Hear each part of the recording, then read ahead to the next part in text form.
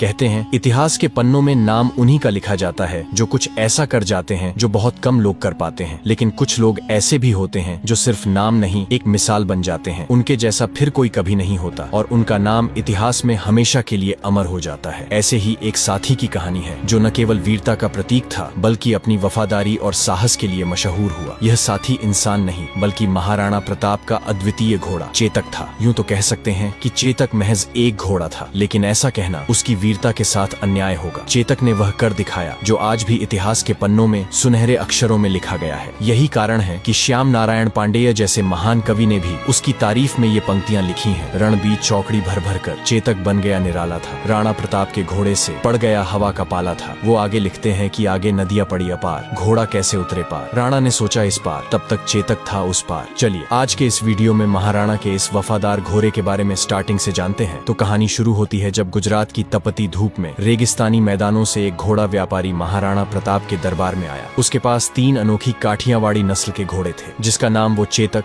त्राटक और अटक बोलता था। व्यापारी ने अपने तीनों घोड़ों पर गर्व करते हुए कहा, महाराज ये घोड़े अद्वितीय हैं, वफादारी और ताकत में सबसे ऊपर। आपके जैसे वीर राजा के लिए ये अनमोल साथी बन सकते हैं। महाराणा प्रताप ने शांत होकर कहा, ये तो मैं मानूंगा ही नहीं जब तक खुद न देख लूं। दिखाओ ये घोड़े वफादार और बहादुर कैसे हैं। व्यापारी ने मुस्कुराते हुए अटक को चुना, उसके पैरों को मोटी रस्सियों से बांध दिया ताकि वह हिल भी न सके और कुछ दूर जाकर एक अजीब तेज आवाज निकाली। आवाज सुनते ही अटक की आंखों में ज्वाला जल उठी। उसे ऐसा लगा जैसे उसका मालिक संकट में हो। वह अपने मालिक की आवाज सुनकर जैसे पागल हो गया था। उसने पूरी ताकत से रस्सियां तोड़ने की कोशिश की मगर रस्सियां टूटने के बजाय उसके पैर ही शरीर से अलग हो गए और खून बहने लगा। पर अटक अपने स्वामी तक पहुंचने का प्रयास करता रहा तब तक जब तक उसकी आंखें हमेशा के लिए बंद नहीं हो गईं। महाराणा प्रताप इस दृश्य को देख स्तब्ध रह गए। उन्होंने अपने जीवन में ऐसा अद्वितीय साहस और वफादार घोड़ा कभी नहीं देखा था। इस अविश्वसनीय दृश्य के बाद महाराणा प्रताप ने तुरंत व्यापारी से चेतक और त्राटक दोनों घोड़ों को खरीद लिए। तभी दरबार में खड़े महाराणा के छोटे सौतेले भाई शक्ति सिंह की भी नजरें उन घोड़ों पर टिकी थीं। उनके मन में भी एक वफादार घोड़े रखने की इच्छा थी। महाराणा प्रताप अपने छोटे भाई की इच्छा समझते हुए चेतक को अपने पास रख लिया और त्राटक को उपहार स्वरूप शक्ति सिंह को दे दिया। धीरे धीरे चेतक महाराणा प्रताप का सबसे प्रिय साथी बन गया था। किसी ने ठीक ही कहा है कि अगर आप शेर के साथ रहोगे तो आप भी शेर की तरह बहादुर और शक्तिशाली बन जाओगे। चेतक भी महाराणा प्रताप के साथ रहकर धीरे धीरे उन्हीं की तरह शक्तिमान, तेज और महाबली बन गया था। वह महाराणा को पहाड़ों और घने जंगलों में इस तरह ले जाता मानो हवा से बात कर रहा हो। उसकी चाल में इतनी तेजी थी कि दुश्मन उसे पकड़ ही नहीं पाते। महाराणा भी चेतक को अपने पुत्र के समान मानने लगे और चेतक भी महाराणा के प्रति अटूट निष्ठा और प्रेम दिखाने लगा। धीरे धीरे समय तेजी से बीतने लगा और फिर आया हल्दी घाटी का युद्ध, जहां पर मुगल सेना लगभग 1 लाख सैनिकों की विशाल ताकत के साथ युद्ध के मैदान में उतरी थी। इसके मुकाबले में महाराणा प्रताप की सेना मात्र 20,000 सैनिकों की थी। इस विशाल संख्या के अलावा मुगल सेना के पास कई शक्तिशाली हाथी भी थे जो युद्ध में तबाही मचाने के लिए जाने जाते थे, लेकिन मेवाड़ की सेना के पास हाथियों की संख्या बहुत कम थी। ऐसे में महाराणा को अपने योद्धाओं और खासकर अपने घोड़ों पर ही पूरा भरोसा था। इस युद्ध में महाराणा प्रताप ने चेतक के माथे पर हाथी की नकली सूंड बांध दी थी ताकि वह युद्ध में मुगल सेना के हाथियों को धोखा दे सके। मुगल हाथी चेतक को देखकर उसे अपने बच्चे जैसा समझते थे और उस पर हमला नहीं करते थे। यह महाराणा की युद्ध रणनीति का एक महत्वपूर्ण हिस्सा था, लेकिन कुछ इतिहासकार यह भी कहते हैं कि मुगल सैनिकों को यह भ्रम होता था कि सामने से कोई हाथी धीरे धीरे उनकी ओर आ रहा है, लेकिन यह उनकी सबसे बड़ी भूल साबित होती थी। जैसे ही वे चेतक को हाथी समझकर धीमे होने की उम्मीद करते, चेतक बिजली की रफ्तार से हवा में दौड़ता हुआ मुगलों के बीच पहुंच जाता। उसकी गति इतनी तेज थी कि वह एक पल में ही युद्ध के एक छोर से दूसरे छोर तक पहुंच जाता और मुगलों को चकमा देते हुए उन्हें धूल चटा देता। इसी युद्ध ने चेतक को इतिहास के सुनहरे पन्नों में महान घोषित कर दिया, क्योंकि इस युद्ध में चेतक और महाराणा का साथ ऐसा था मानो दोनों एक दूसरे के विचारों को बिना कहे समझ लेते हों। चेतक न केवल महाराणा के इशारों को पढ़ लेता बल्कि उनकी सुरक्षा के लिए अपनी रणनीति खुद तैयार कर लेता था। इस युद्ध के मैदान में महाराणा ने अगला कदम सोचा भी नहीं होता, चेतक पहले ही उसका अंदाजा लगाकर उसे पूरा करने के लिए तैयार रहता था। चेतक की ताकत और सहन शक्ति की अंदाजा आप इससे लगा सकते हो कि वह महाराणा प्रताप के साथ 81 किलो का भाला, 72 किलो का छाती का कवच, 25-25 किलो की 2 तलवारें और खुद महाराणा का 110 किलो का वजन लेकर युद्ध भूमि में ऐसे दौड़ता मानो हवा को भी मात दे रहा हो। उसकी गति इतनी तेज थी कि दुश्मन उसकी चाल को पकड़ ही नहीं पाते थे। एक पल में वह एक ओर होता और अगले ही पल दुश्मनों के घेरे को चीरता हुआ दूसरी ओर पहुंच जाता। इस युद्ध में मानो चेतक आग उगल रहा था। तभी महाराणा प्रताप ने उसकी लगाम खींचते हुए कहा, चेतक आज हमें उस मान सिंह तक पहुंचना है। मैं यहाँ बता दूं कि मान सिंह इस युद्ध में मुगलों के सेनापति था। वह भी एक राजपूत था जिसके बुआ या आमेर के सहजादी हरकाबाई से अकबर ने शादी कर लिया था। चेतक ने महाराणा के शब्दों का मानो कोई उत्तर न दिया, बस एक झटका लिया और हवा से बातें करने लगा। अपने माथे पर बंधी नकली हाथी की सूंड के कारण मुगल सेना पहले ही भ्रम में थी। कोई समझ ही नहीं पा रहा था कि ये हाथी इतनी गति से कैसे आगे बढ़ सकता है। जैसे ही चेतक ने मुगल सेना की कतारों को भेदते हुए महाराणा को मान सिंह के करीब ला खड़ा किया, वह अपने पिछले पैरों पर खड़ा हो गया और अपने अगले दोनों पैरों को मान सिंह के हाथी के सिर पर टिका दिया। मानो चेतक के भीतर भी वही ज्वाला जल रही थी जो महाराणा की आंखों में थी। महाराणा प्रताप ने पूरी ताकत से अपनी भाला उठाई और मान सिंह की ओर निशाना साधा, लेकिन ठीक उसी क्षण मान सिंह हाथी के हौदे में छिपकर बच निकला, लेकिन उसका महावत मारा गया। फिर चेतक ने जैसे ही अपने पैर जमी पर रखने की कोशिश किया, तभी मान सिंह के हाथी की सूंड में बंधी तलवार से चेतक का एक पैर गंभीर रूप से कट गया। इसका फायदा उठाकर मुगलों ने महाराणा को चारों ओर से घेरने का प्रयास शुरू कर दिया। महाराणा भी युद्ध में लड़ते लड़ते अब बुरी तरह से घायल हो चुके थे और उनकी स्थिति गंभीर हो रही थी। इस नाजुक समय में झाला मन्ना, जो महाराणा प्रताप से काफी मिलते जुलते थे और लगभग उनकी जैसी कदकाठी रखते थे, तुरंत महाराणा के पास आए। उन्होंने कहा, महाराणा, आप इस युद्ध को छोड़कर चले जाएं, क्योंकि युद्ध तभी जीते जा सकते हैं जब राजा जीवित रहें। मेवाड़ को आपकी जरूरत है, आपका जीवित रहना अत्यंत आवश्यक है। महाराणा प्रताप पहले तो जाने में संकोच कर रहे थे, लेकिन चेतक की हालत देखकर उन्होंने अपना मुकुट और सिर से राज चिन्ह उतारकर झाला मन्ना को सौंप दिया। इसके बाद वे घायल चेतक पर चढ़कर रणभूमि से जंगल की ओर चल पड़े। इधर रणभूमि में मुगलों को भ्रम हो गया और उन्होंने झाला मन्ना को ही महाराणा समझकर उन पर हमला कर दिया। झाला मन्ना ने अद्वितीय साहस का परिचय देते हुए मुगलों का सामना किया और अपने प्राणों की आहुति देकर अंतिम क्षणों तक मुगलों को रोके रखा, ताकि महाराणा प्रताप सुरक्षित रह सकें और मेवाड़ की लड़ाई जारी रह सके। इधर चेतक अपने घायल पैरों के साथ महाराणा को मुगलों से दूर ले जाने के लिए पूरी ताकत से भाग रहा था। वह अपने घाव के दर्द से कराह रहा था, लेकिन उसकी गति में मानो कोई कमी नहीं थी। ऐसा लग रहा था जैसे वह अपने स्वामी को सुरक्षित रखने की जिद में हवा से बातें कर रहा हो। पीछे मुगलों का कुछ दल लगातार पीछा कर रही थी। तभी एक मुगल सैनिक ने चेतक के घायल पैर पर एक भला फेंका, जिससे चेतक की चोट और भी गंभीर हो गई। इसके बावजूद चेतक ने महाराणा को छोड़ने का नाम नहीं लिया और अपने अंतिम बल के साथ दौड़ता रहा। रास्ते में अचानक एक 26 फीट गहरा नाला आ गया। महाराणा के मन में एक पल को लगा कि अब शायद बचना मुश्किल है। यहीं पर श्याम नारायण पांडेय जी ये लाइन लिखते हैं कि आगे नदियां पड़ी अपार, घोड़ा कैसे उतरे पार। राणा ने सोचा इस पार, तब तक चेतक था उस पार, लेकिन तभी चेतक ने अपनी जिंदगी की सबसे बड़ी छलांग लगाई। अपने आखिरी प्राणों की ताकत से उसने वह नाला पार कर दिया और महाराणा को सुरक्षित दूसरी ओर पहुंचा दिया। मुगल सैनिक उस नाले को पार नहीं कर पाए, लेकिन चेतक की यह विशाल छलांग उसके लिए अंतिम साबित हुई, क्योंकि दूसरी ओर पहुंचते ही वह दर्द में टूटकर गिर पड़ा और वहीं महाराणा के गोद में अपना सर रखकर वीर गति को प्राप्त कर लिया। उसकी इस अंतिम बहादुरी ने महाराणा को मुगलों से सुरक्षित बचा लिया, क्योंकि पीछा करती मुगल सेना इस नाले को पार नहीं कर सकी। तभी अचानक आगे की जंगलों से घोड़ों की टापों की आवाज सुनाई दी। महाराणा ने जब देखा तो उनके सामने उनके सौतेले भाई शक्ति सिंह खड़े थे। शक्ति सिंह, जो हल्दी घाटी के युद्ध में महाराणा के खिलाफ मुगलों की ओर से लड़े थे, अपने बड़े भाई को संकट में देखकर अकबर के पक्ष को छोड़कर तुरंत उनकी सहायता के लिए दौड़ पड़े। उनकी आंखों में पश्चाताप की गहरी भावनाएं थीं। शक्ति सिंह ने महाराणा के पास आकर भारी स्वर में कहा, भैया मुझे माफ कर दो। महाराणा पहले ही चेतक की मृत्यु से दुखी थे। चेतक का यह बलिदान उनके लिए असहनीय था, लेकिन इतने कठिन समय में भी महाराणा ने अपने दिल के बोझ को भुलाकर शक्ति सिंह को क्षमा कर दिया। इस भावुक क्षण के बाद शक्ति सिंह ने महाराणा को अपना घोड़ा त्राटक दे दिया। जैसा कि मैं बताया था, त्राटक को महाराणा ने ही शक्ति सिंह को दिया था। फिर दोनों मिलकर चेतक की वही अंतिम संस्कार किए और उसके बाद महाराणा त्राटक पर बैठकर जंगल की ओर निकल गए। उम्मीद है चेतक की यह बलिदान की कहानी आपको पसंद आया होगा। अगर आप महाराणा प्रताप के बचपन के बारे में जानने में इंटरेस्टेड हो तो आप इस वाले वीडियो को जरूर देखें। चलिए फिर मिलते हैं ऐसे ही वीर लोगों की एक और कहानी के साथ। तब तक के लिए गुड बाय।